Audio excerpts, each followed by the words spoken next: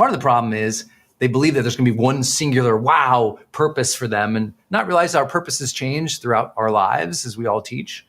That your purpose and your mission, your sense of fulfillment and meaning shifts at different times of your life. It was different when you were a teenager, than when you were a mom or a parent, than when you were a leader or a business owner. It just changes. But purpose is not a destination. Purpose is a flowering. Purpose is a flowering. What do you mean by that? Well, as we're going through our lives, we're going to have a lot of metamorphosis. I don't know. Is that plural? Can you even say that?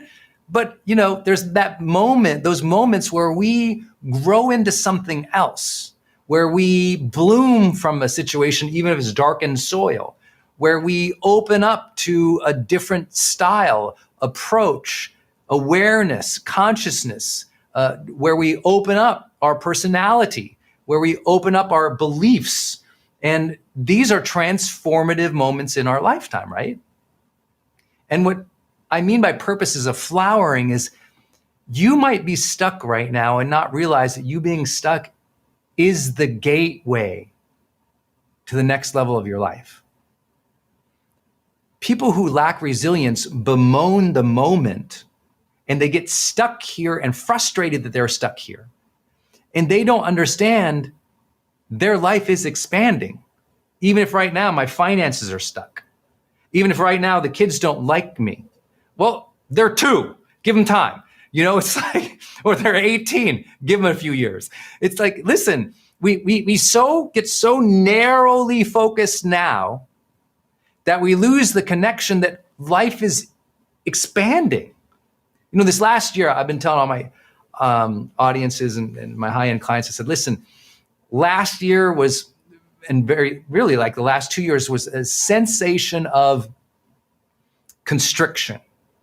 We felt shut down. We felt we had to go into protection mode. And some people are still living there. And we forget that the whole universe is expanding, that that our life is growing and flowering in front of us. And let's be curious about that blooming. Let's be excited to see where it goes, even when it's in difficulty.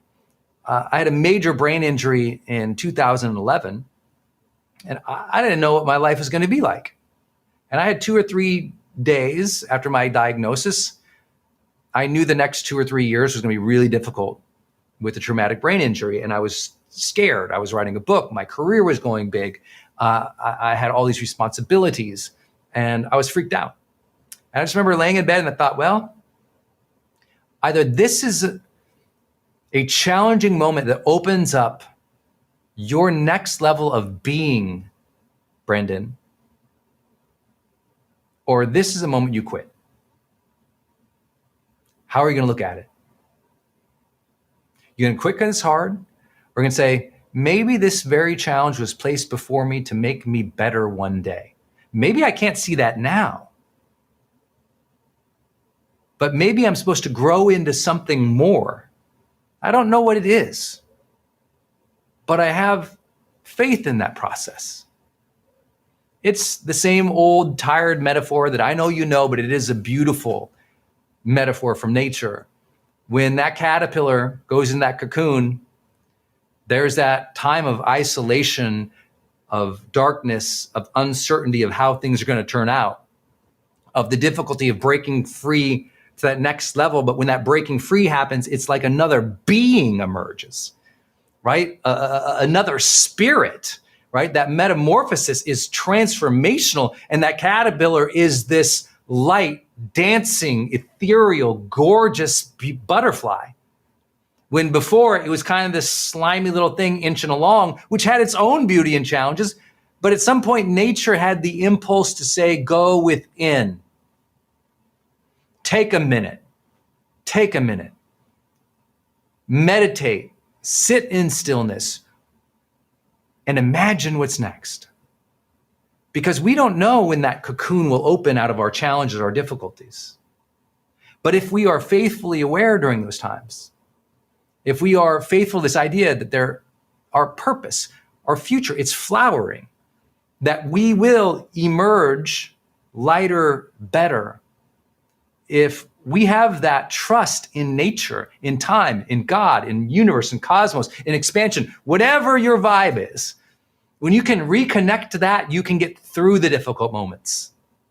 Because recognizing that life has challenge, struggle, suffering, difficulty, that's how I began this talk.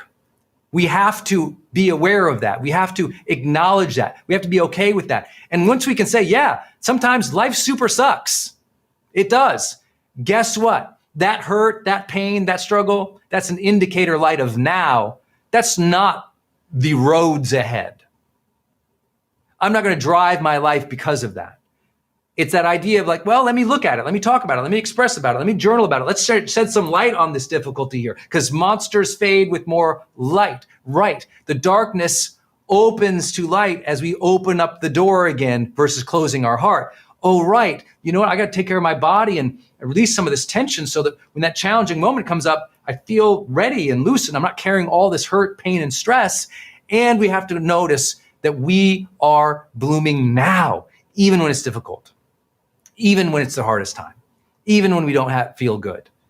People always ask, how did you pull through that brain injury? I'm like, well, I just decided that I must. And I decided that that challenge was given to me to make me better. I didn't know if I would get better ever at that moment. I didn't know, would my brain heal? Would my body heal? For those who know the story, I had wrecked a four-wheeler, an ATV, and I snapped my wrist off, broke a couple ribs, threw out my hip, dislocated my shoulder, rattled my brain with a traumatic brain injury and a post-concussive syndrome. Tough time, tough 2 years, brutal in many ways. And it was a moment where I could have quit, or I could say, all right, I guess this is asking me to get better. This is a big challenge. How will I meet it from my best self? How will I maintain my own energy? How will I reach out to people? How will I trust that even if I feel limited in this moment, that limitation, there's still a gate that is opening to the future. Even if I feel alone right now and it's dark, I'm telling you what, that cocoon is just building around me.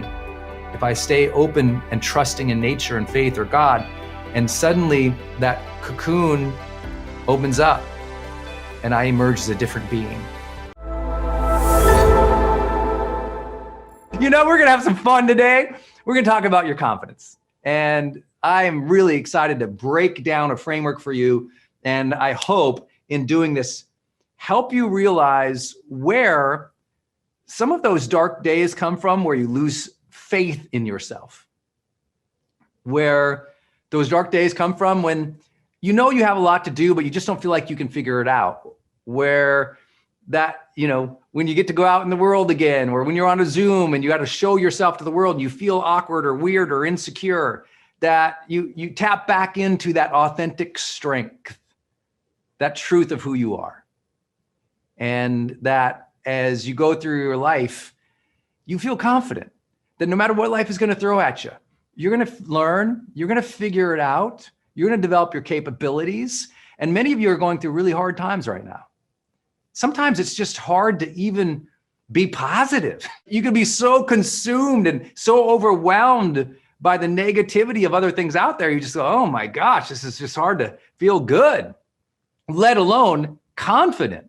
I'm going to break down a framework that I hope some of you are familiar with, but today we're going to talk about it with a different lens of how to overcome insecurities and what specific daily and monthly habits you might set up for yourself to feel more strong. So this is a piece of paper. It's a framework for confidence that I have on a board in my office. See, we need reminders. We are visual humans. We need to look at something to remind ourselves of something. And so, you see, I have this, I'll share this with you in a minute, but I want to get the practice in your mind. The practice in your mind is you should have instructions to yourself on a wall somewhere. So you're like, if you walked into my office and say, Brendon, why do you have a framework for confidence on your wall over there? And I go, well, because sometimes I don't feel confident. And what do we do when we don't feel something? Well, when we don't feel something that we want to feel, we tend to feel not good because we're like, I don't feel this, so I feel bad about myself. Or we tend to distract ourselves. I don't like this feeling, so I don't know what to do, so let me just scroll through the internet. So to me, what I've done is I've got a board over here, and there's my framework for happiness. Do you have a framework for happiness on your wall yet? So that when you don't feel happy, you can go, I don't feel happy. What's going on with me? And you can just go look at it and go, I've got my checklist for happiness right there. I forgot point number 3. No wonder I'm not happy. What I'm trying to suggest to you is maybe you give yourself a checklist, a framework, a set of instructions for the feelings that you really want to experience in life. And when you're not feeling it, instead of retreating into the comforts of distraction, you go back to your instructions. You know what makes you feel good. And it's time to write that down and look at it more consistently. Here we go. This is my confidence checklist. This is my framework for confidence. I'm going to break down each of these areas. And even if you've seen this maybe before with me, what I'd love to do is break down where these grow into trouble, where these are developed and strengthened, where these can be applied in your life financially, in your life, in your marriage or your relationship with your partner, with the kids. So I'm going to break down each of those things, each of those areas. I'll use a card here for you. We're going to start with that very first card here, clarity. Human beings are a goal-directed species. If we don't have clarity on what we want, if we don't have clarity on who we are, if we don't have clarity on what our intentions are in social relationships, it's unnerving to us. Well, if you ever felt lost in life, you know that feeling. It's coming from a lack, often of clarity. We'll talk about this. You just don't know who you are, what you're about, what you want anymore. And it's unsettling when you lack clarity. It's really unsettling. You're like, I don't know what I'm about anymore. And this is where midlife crises come in. Clarity is something it's like knowledge or a goal or an aim, but it's loosely held.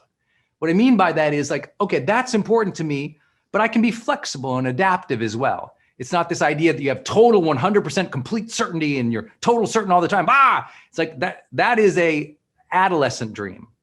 No, there is no absolute certainty in anything in life, right? And so we have to go, okay, I can have clear direction, or I can be strongly committed to this thing, but lots of people who are absolutely certain about something shifts months later. So here's my question for you. On a scale of 1 to 10, in the last 60 days, how clear have you been about what you wanted in life? Did you start the day with some clarity about how you wanted to live that day, show up that day, treat other people that day, serve that day? So let's think about where sometimes you feel insecure. You're going to go to that party or that networking function. You feel insecure about yourself. Why? Because in your mind, the insecurity in that moment, in that situation of the networking situation or the party is coming from, I don't know who I am in here. I don't know these people and who I'm supposed to be with them. I don't know where to go or where to stand or who to talk to. And so it's unnerving. The insecurity is, I don't know what to do in this situation. Now that type of confidence or lack thereof is something that psychologists call self-efficacy. Self-efficacy is about, I don't know what to do in this situation. That's where the insecurity comes from. Positive self-efficacy means I believe that I know what to do in this situation. I can handle this. Even if I don't know how yet, I believe I can handle this. I have the competence to take this on, as an example. That's positive. But a lot of things in life you don't know how to deal with. You don't have self-efficacy because you don't know how to handle it yet. This is a new party. You don't know anybody in it. It's a new networking event. You've never met any of these people. How do you get more confidence in that? Well, one simple thing you can do is start with clarity. Like, okay, I'm gonna go talk to people. What's something I'd love to share about myself with every new person I meet? Oh, okay, lock that in. Okay, got it. What's one question I could ask every new person I meet? Okay, let me lock that in. Okay, just those two things have been found to dramatically increase people's sense of confidence in social situations. I know what I'm going to share about myself. I have clarity on it. I know what I'm going to ask them. I have clarity on it. Just those two simple things. The problem with clarity is it's a double-edged sword. A lot of people, their clarity is, I'm awful. I'm worthless. I'm no good. And they've stacked up all these experiences to strengthen that belief. And their clarity is, well, I'm a jerk.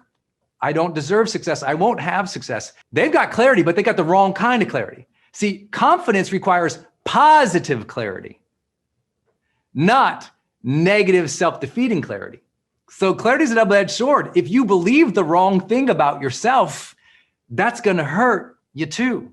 So what's the opposite of that? Well, I'm going to start viewing myself positively. How can we do that? Well, you know what? Maybe each day for the next 10 days, I'm going to write down a strength that I have. Write down 10 positive things about yourself every day for the next 10 days. Watch what happens for you. You start shifting your perception of yourself. Here, my little framework, we're going to go from clarity now to congruence.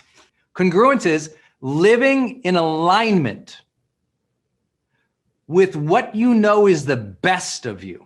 Living in alignment with the best of who you are. Living in alignment with your values. When you are not congruent, your brain logs that.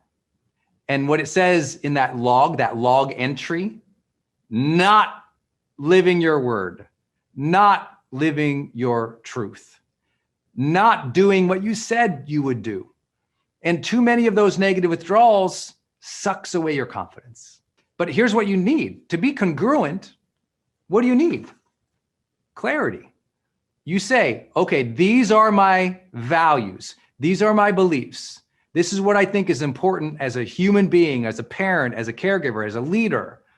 Congruence measures whether or not you're doing what you said you're going to do. And that's important. So here's the simplest fix.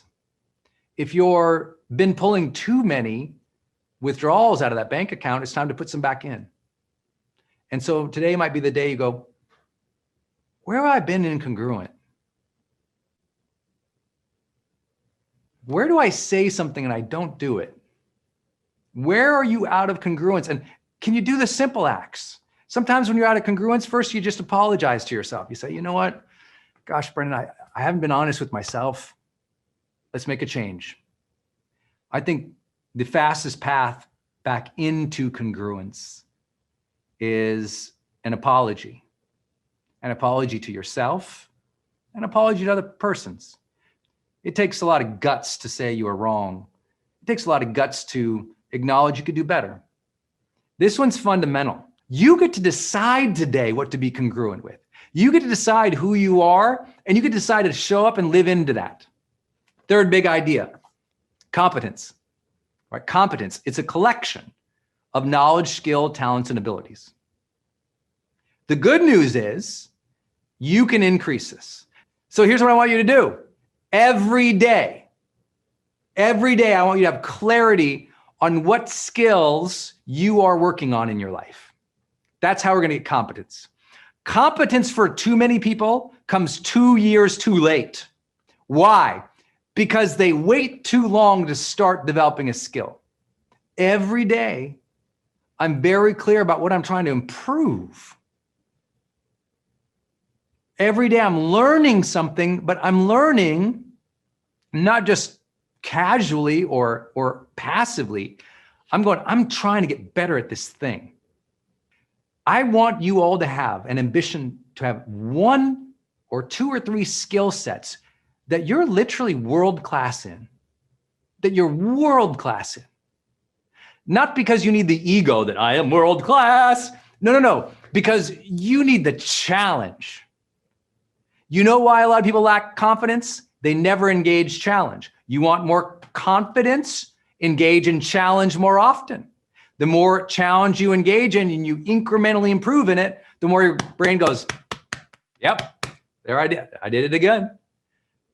And what happens when you don't have confidence, you don't engage in challenge. When you don't engage in challenge, you don't get more competence. so you don't get that competence, confidence loop we were talking about, the flywheel. You all follow? So for those of you, if you're like, but I just lack confidence, like challenge yourself more. But you're like, but I'm lacking confidence. I'm like, exactly.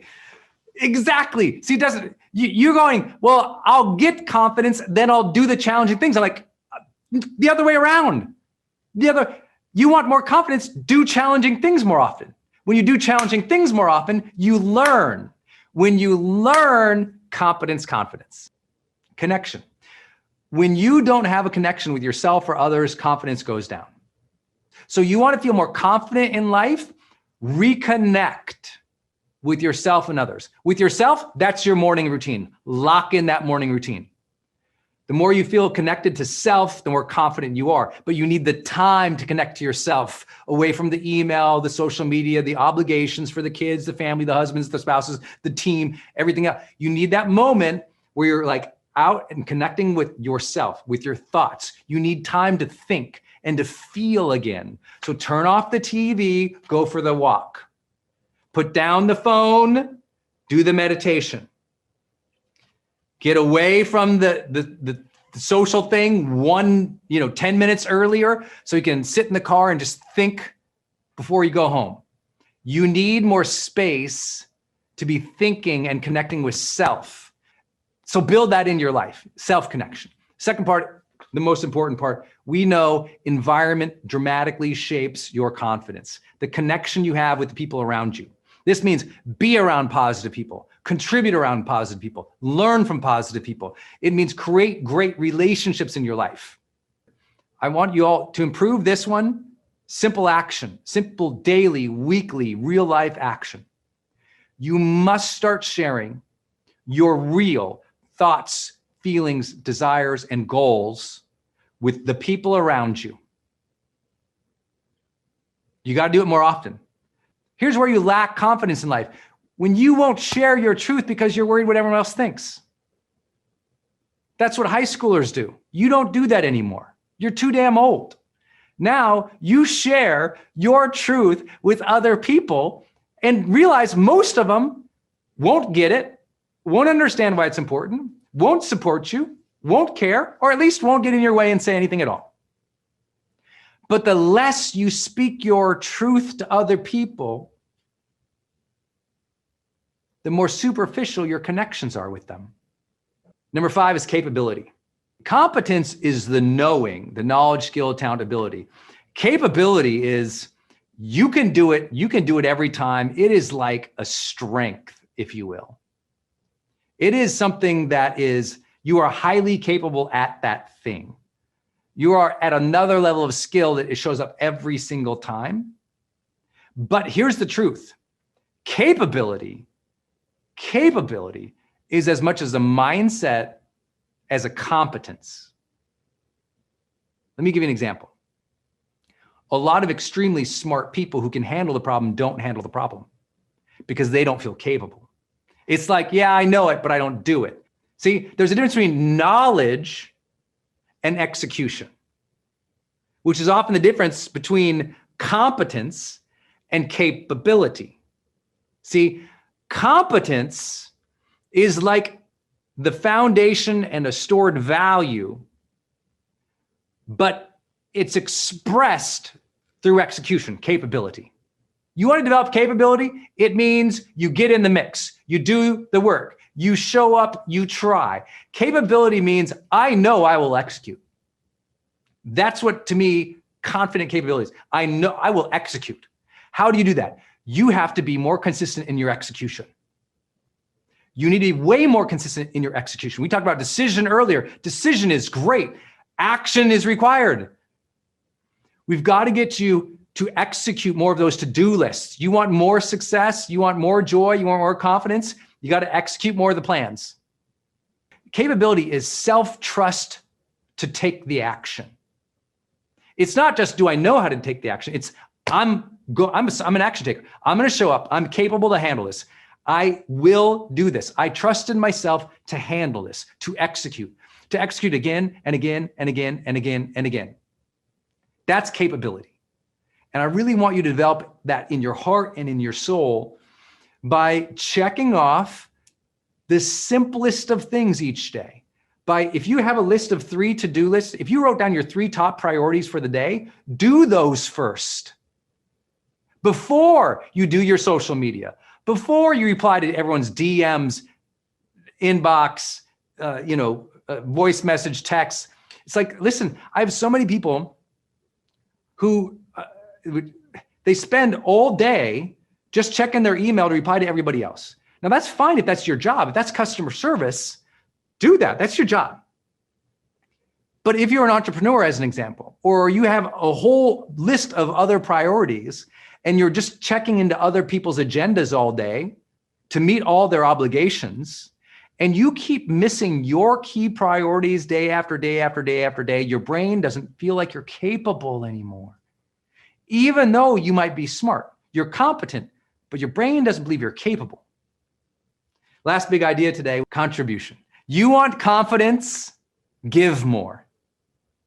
You want confidence? Make your difference. You want confidence? Do things that matter. Why? Because A, those things are celebrated in the world. Generous, giving people tend to have greater what? Connections with other people. Generous, giving, caring, hardworking people tend to have what? More clarity about who they are. They're more congruent. These things, they feel more capable. Like generosity, doing things that matter, giving strengthens the whole rest of the model. The whole model drives itself when you've got each of these pieces running, right? Each of these pieces touches one another. Contribution's a key. It really is. Sometimes when you feel so bad about yourself, you're not going to shake yourself out of that. But what can shake yourself out of that is service. Sometimes you got to get out of your own head. And to me, what has created a great confidence and reverence for life in my life has been, I've been volunteering most of my life. When you're a volunteer, when you show up for others, when you volunteer to help out, whether it's as simple as helping a friend move or going down to the local soup kitchen or volunteering for that nonprofit cause that you like or running that fundraiser even though you don't know how, those contributions make a difference. Maybe your contribution is your art. Maybe your contribution is your time. Maybe your contribution is financial. Maybe your contribution is mentorship. Maybe your contribution is your content or your book or your work. Whatever that is, if you can do the same thing where you can give generously to it, give to your work, be generous to that contribution, be in the moment when you're serving someone who is in need, you get a little more spirit inside. And when that spirit of goodness is inside, you can share it more too. Hey everybody, it's Brendon Burchard. Welcome to a special edition of Growth Day. I'm really excited to talk about this month's topic, which is how do you create remarkable and long-lasting friendships? And I'm talking about the kind of friendships that you love, the friendships that bring you alive, that bring you that connection, that help life feel more even meaningful, that help you progress and feel supported, help you be seen, help you feel a true connection with not just others, but with humanity, because the people around you are awesome. And when the people around you are awesome, you know you feel better about life. But we also went through this crazy last 18 months where so many people were isolated, where we had so much turmoil, so much conflict, so much in just uncertainty and fear in the world, where I really believe friendships really elevated, and you could see whether or not you had great friends throughout this pandemic or you didn't. You were able to see whether or not you got the support that you needed, whether or not you were able to maintain your sense of vibrancy in some of those times of aloneness, whether or not you had people who cheered you on when you decided to make a transition, start something new, or the kids left the house, or you got sick, or something was going on that was difficult in your life. We look to our friends. And I think that this is a very undervalued conversation in mental health. So much about the mental health conversation is appropriately about self-awareness is it's about mindfulness. It's about taking care of our stressors, and a lot of it is that solo work that we all have to do for self-mastery. But I can tell you that the great universities of the world, the psychology department is right near the sociology department because they go together. Like, we are social beings.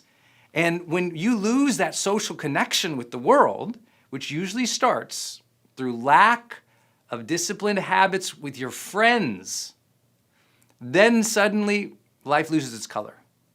And I think this is so important. You're going to hear me talk about friendship today in a way you probably haven't heard before, very much from what we would call a high-performance psychology perspective. And I think you're going to love this. So if you've been struggling with friendships in your lifetime, not either having enough friends or not having the quality of friends that you've always wanted, this is a serious conversation today. I can't imagine a time, at least in my life so far, where friendships were so incredibly important. I get to share some of the things that really have worked, not just in my life and my friendships, but in studying this work deeply over the years, in recognizing how many people are entrepreneurs, high achievers, people who are trying to make great impact in the world. You're here today, and sometimes that journey can feel very lonely, or when you get to the top, it can feel lonely, they say, and I'm like, I kind of believe what my friend Brian Tracy and mentor said to me one time. He said, if it's lonely at the top, you did it wrong. I thought, woo, that's good. That's good, because maybe sometimes we value today progress. We value today getting things done. We value that top mountain of achievement. And then we look around and go, oh, nobody really knows me. I don't feel a connection to others. Yeah, I got the thing, the house, the car, the bank account, the accolades, the Instagram page, and all of a sudden, though, something's missing. And friendship is one of the greatest vehicles to the real psychology of well-being that we talk about here at Growth Day. And I'm going to share with you a secret today, just a simple phrase. You're going to go, oh my gosh, that's why my friendships aren't going right. So you're going to love this session. I say that triangle, right, of well-being that we talk about Growth Day. Aliveness is one of the things we all want after we had everything else, right? Another thing we want is connection. We're not after casual friendships here today. We're at like, how do I create authentic, deep, trusting, vulnerable, fun, real relationships? Because how many of you have ever had friendships that turned out to be fake? You thought you had a good friendship, and that thing turned out to be not so good, or poisonous, or somebody they weren't loyal to you as a friend, or they lied to you, or something went wrong. You thought, what? How could that happen in that relationship? And I always tell, friendships are a science of relationship. Right? It's about how you create relationship with others. And I'm going to give you, again, a phrase that will really help you with this today. And then if it's true that we want aliveness and connection, this triangle, another thing that we want is meaning. Well, meaning isn't achieved just by living your purpose each day in your own head. Meaning is achieved through a social relationship network. My sense of meaning is, do I feel connected to the world? And the world isn't an abstract thing. It's not like I feel connected to the oak tree. It's like, no, I mean, did you make your difference in the world? That's going to be served and answered through your social impact, your relationships with others. And I have to tell you, I've been coaching people for 20 years of my life now, and a lot of people have one friend. In the United States, unfortunately, the number of people with 3 good friends has declined over the decades. You're like, 3 good friends? Oh, we got to talk about that. Because some people stumble into friendships or hope for friendships. Just like some people hope to have a loving relationship. Just like some people hope to have a good job. Just like some people hope that, they get healthier. And then there's strivers who take life a little bit by the reins and say, no, let me architect that, let me build that. And I'll give you my own examples today of where I sucked at friendships. And I had to learn, how do you do them? And how do you create them? And once you know how to create and craft them, life really opens up for you. And it becomes not just more alive and connected, but more meaningful. Like a sense of meaning happens when we have a tapestry of social relationships that are real and impactful. And then, of course, in the middle of that triangle, you always see me draw out growth. That your friends should be lifting you up, not pushing you down. Your friends should be inspiring you to get better. Your friends should have your back, but also be willing to challenge your face. You know what I'm saying? Like your friends are and should be one of your primary growth drivers in life. Most people choose ambitious goals to be their growth driver. Oh, I'm gonna do something that's hard, or I'm gonna try to achieve this amazing thing. I'm gonna try to become a millionaire or make this difference or build this company or have this type of family. And it's this external climb, this thing they're trying to achieve. And too many people forget, it's like, actually, one of the best drivers of growth isn't your job, isn't your goals, it's your friendship circle. And when your friendship circles make you a more alive, deeper, caring, thoughtful, authentic person in the world, I'm telling you what, guess what? At work, you're better. At home, you're better. Your art gets better. Your sense of life lifts. Let me share with you what I really believe to be the two central problems of friendship. Okay, the two central problems of friendship. The first one is a failure of each of our own. Like, I'm just taking this on myself as well. It's like we fail in life to realize most of our friendships were assigned, not aligned. Most of our friendships were assigned, not aligned. What I mean by that is many of our friendships happen because group assignment, right? Think about it. Some of your best friends, where'd you meet them? School, your neighborhood, some other affiliation, maybe at work, maybe in a group that you joined. So it was like, oh, we showed up somewhere or we were assigned somewhere and there was that girl who sat next to me in class. We became friends. Or, oh, I worked with this person at work and we were coworkers. We became friends. And these are kind of like assigned friends. And I know that sounds really weird to say, so bear with me a little bit. I don't mean that the manager was like, you're gonna be friends here. What I mean is, because of your group, your affiliation, or where you were, you kind of met people there, and by default, by you being a good person or communicating or doing stuff with them, you kind of became friends. Versus, that's like an assigned friend. It's like, oh, because we were here, we became friends. Versus an aligned friend, which is, oh, I'm an adult now.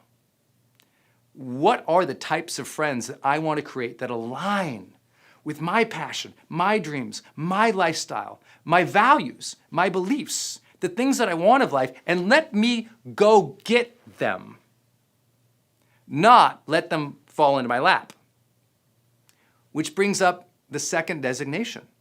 And this is hard to say to people, and if you're in a place where you feel lonely in your life, or you feel like you don't have great friendships, I promise this will be so helpful for you today to even know how your own brain thinks. And many of us, and I was this way probably all the way throughout high school even, I never, and this is the second problem of friendships, I never made the deliberate choice to have remarkable friendships. I kind of ended up with friends. Anyone know what I'm talking about? Who's like ended up with friends?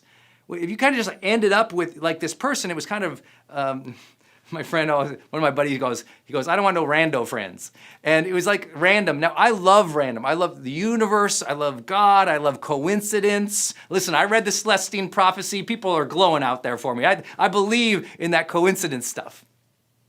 But I can also share with you, like if you just allow randomness in your life all the time, you'll always feel a sense of mediocrity too. We have to stretch.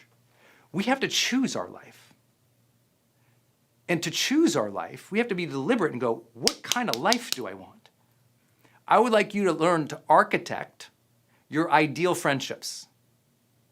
And can you get all of them? And will all your friendships be perfect? I'm not that guy. I'm not here to promise everything's going to be sweet and perfect and peaches in life. I am here to suggest, though, that if you haven't deliberately chosen the types of friendships that you want, that's a problem, especially if you're an adult, right? And that's the thing is, we're not encouraged to do that. Think about how much time people were feeding your ears with the idea you had to be really thoughtful about the career you choose. How many of you ever had more people tell you more times about be so thoughtful about the school you choose, the career you choose, but no one ever said as much, be very thoughtful about the friends and the friendships that you build. And that's why we have a lot of high achieving people who are lonely their whole life. Well, think about your career. What are you going to be one day? Very rarely, what's the type of social network you're going to build around you? What's the type of friendships you're going to architect? What are you going to be proud of in terms of your friends in the future? What do you want your friends to achieve? What do you want your friends to experience in life? Not just what they give you, but what are you going to give out too? What kind of friendship do you want to create and experience? How do you want your friends to actually interact with one another? Have you ever thought about that? We spend so much time, if you're a parent and you have 2 kids, you're so worried about how they interact, right? I know people who've never even thought, how do I want my friends to interact? I mean, they might think, you know what, we shouldn't put them in a room at a party because they have this history, that background, but very few people are like, I'm gonna actually teach my friends how to be friends with one another. Now, I know some of you might be like, this guy sounds like a control freak. I'm like, I am, but I'm a happy one. You know what I'm saying? I think this is such an important area to architect. Most friends have never talked about how to be friends. They just go, you want to go to lunch? They go to lunch. They talk about the weather, the waiter, the food, what's going on. They leave. And there's no architecting. There's no, I think of like social systems are things that can be shaped. You all think like at work, right? How much we talk about at work, building a culture. More books and more people have spent time on this conversation of building culture at work and never the culture of a friendship. Isn't that weird? I don't know where along the line we lost the conversation and the desire to choose to build awesome friendships and a culture of friendship. Meaning not just friends. Most people think of, I want a friend, right? When you're in high school, you just want a friend, right? You're just like, at least I was like, can I get one? You know, it's like, you worry about having friendships when you grow up. And usually that means you think, and we're all trained this way, especially in Western cultures. We're taught to have a friend, and we think in a very individualistic mode. I and this person are in relationship, and then you have another friend. I and this person are in relationship. And maybe you go out and you try to get them together, and we have a party. But even at the party, it's individual nodes, me, that friend, and this friend. And I don't get trained as I'm getting older to think as a systems social architect. Oh, wow, look at all these nodes, if you will, these friends. If I like each of these people and I have a relationship with each of these people, why don't, in some way, I weave them together and create a tapestry of friendship where I'm actually connecting the dots and creating a culture of friendship? See, we don't think like that, do we? I was a very kind of solitary child. I was kind of in my own little world. I don't know about you all, but I was definitely, I would be like an introverted kind of child. I kind of kept to myself. I like to play with my toys kind of by myself. In elementary school, From what I can remember, I was kind of solo, Brendon. I didn't see social systems, right? I was in a class with kids and a teacher, and I had a relationship with the teacher, and I had a relationship with this person or that person or not, but I couldn't see the class. I couldn't say, oh, like this group is kind of like this. Instead, it was just like, she likes me or she doesn't. Teachers like that. I didn't see the system. Today, I'd like you to try to see the system a little bit. See the system of the friendships you've built in your life. See the system at play at work. See the system of your culture or your nonprofit or your company. When you can start seeing a bigger picture and get out of your head a little bit, now something happens. There's connection, there's community. See, everyone says, I want community. I'm like, well, you can't be an individualistic person in the community forever. You have to elevate to seeing the system. If you'll never be a community member or an effective one or a helpful one if you can't get out of your head. Well, I'm saying that not as judgment to you, that was me.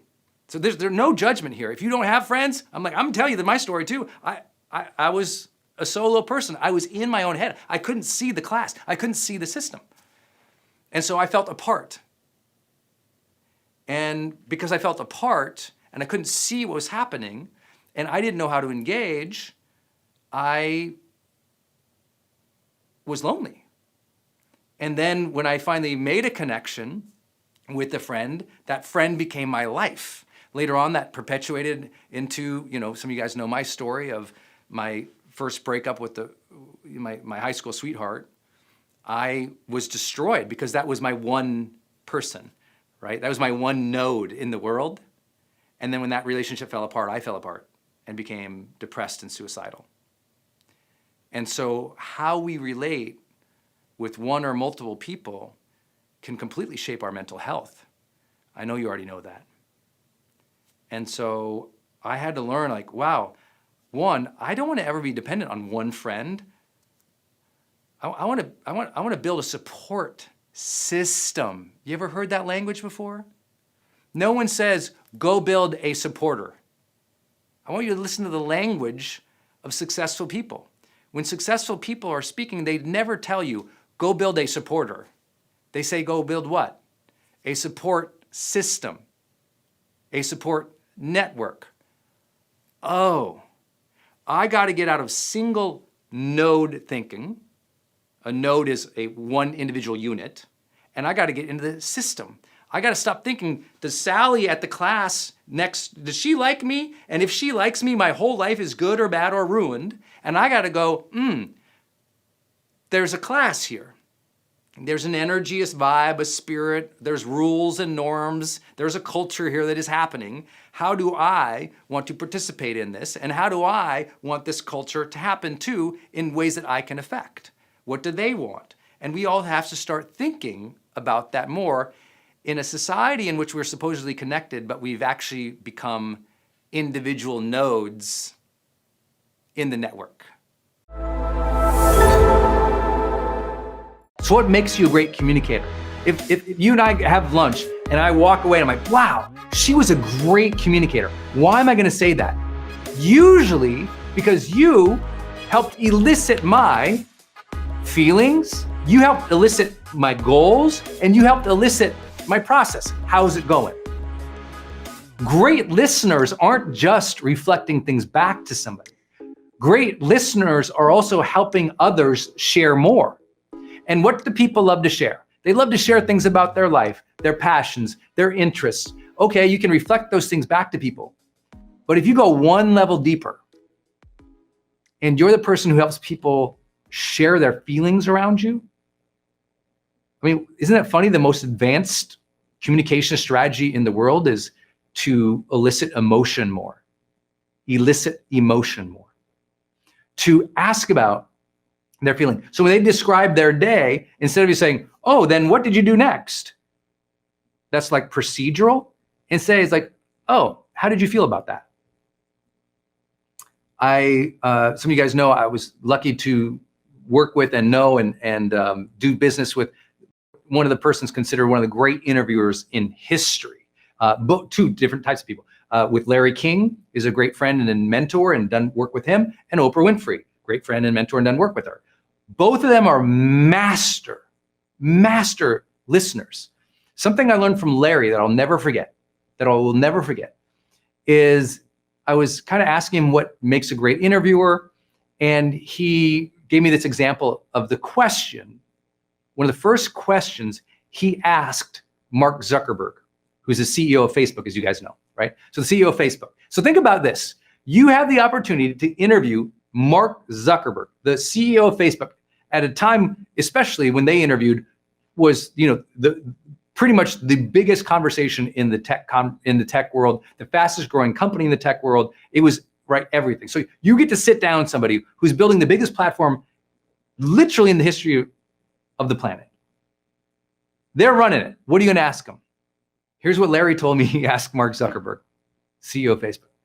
His first question, his favorite question to him was, so, Mark, what's it feel like to be the CEO of Facebook? What's it like to be the CEO of Facebook?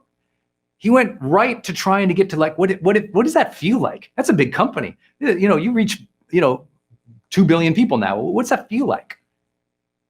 See, great communicators are listening, observing, asking about feelings, emotion, right? Oprah's magic on her set was she was able, through her vulnerability and her openness, for 25 years on television at the top, to be able to have people feel so comfortable with her presence that they would openly share their feelings, where that wouldn't happen on other shows, right? You watch Oprah Winfrey and then you watch a news television broadcast.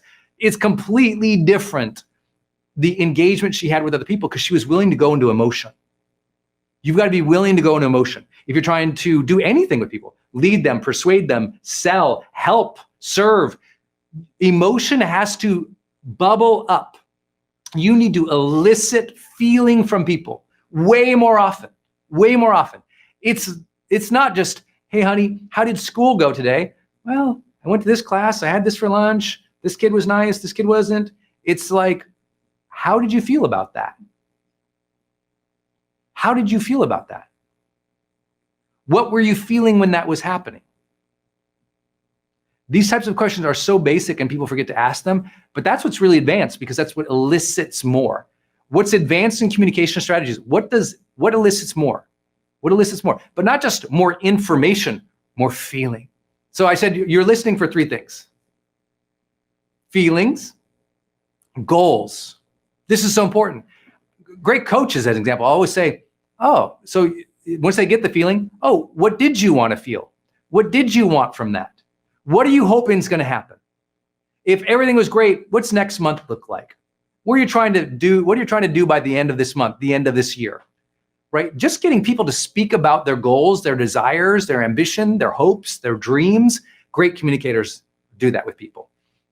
Really great communicators do that. I've been blessed to work with 2 different US presidents, one Democratic, one Republican. So don't you freak out. And what I noticed in both of them, their ability to have a conversation with people and ask them about their family and what they want for their family. Think about that. The greatest politicians in the world are talking about, this is what you probably want for your family, or asking, what would you like for your family? What do you hope for in your career? What would you like this nation to be like? What would you like this country to be like? That question of, what are our goals here? What are we trying to do here? What do you want? What are you after? That's the questions of great communicators. So I said feelings, goals, and this last place, which is so important, process. Tell me how you did that. What were you thinking through when you were doing that? What did you want when you were doing that? How did that turn out? If you could do it again, what would you do differently? These are process questions, right? Questions about not just how's it going, but how are they feeling, thinking, and experiencing how it is going. Think about this pandemic right now, right? All you gotta do is go, pandemic, how's that going for you? Right? And immediately people start talking at you. Boy, if you've ever wanted to communicate with people, this is the year of talking through how they've managed a pandemic, economic melee, political like it's so easy to engage people in conversation this year, right? Because what do most people usually talk about? How was your commute this morning? How was the weather? But now we have bigger things to talk about, larger concerns. And because of that, it's easier to get conversation going. But a lot of people forget about process. You know, did you talk with your family about how these last 30 days went for them? How they felt, what they wanted, where they want next month, how they want it to go now. Literally on this conversation, on a walk this morning with my wife, before I even talked about what I was talking about here today, we were just talking about, oh, okay, well, we survived October, right? Okay, got through that is culturally, economically in the world with the businesses. It's like, great, but what do we want now? Like, we're always kind of recalibrate. How do we want our day to go? We talked about morning routines, or we talked about like what we want to learn, and just in a conversation about what do we want it to be like now. Great communicators and great relationships and couples are always talking about that. How do we want to live? What do you want from this life? What do you want from this life? What do we want together? How should we do this journey together? That's process, right? Communicators are doing that all the time. What should this feel like? What should this be about? How do we want it to go? That's process. All right, I hope you guys like this one. This can be your day for personal growth. This can be that day you committed to and you remember and you go, that was the day I got myself a community. I got better coaches. I committed to making my life the absolute best that I could. This is that day. Make today your growth day. Click the button on this page and sign up right now.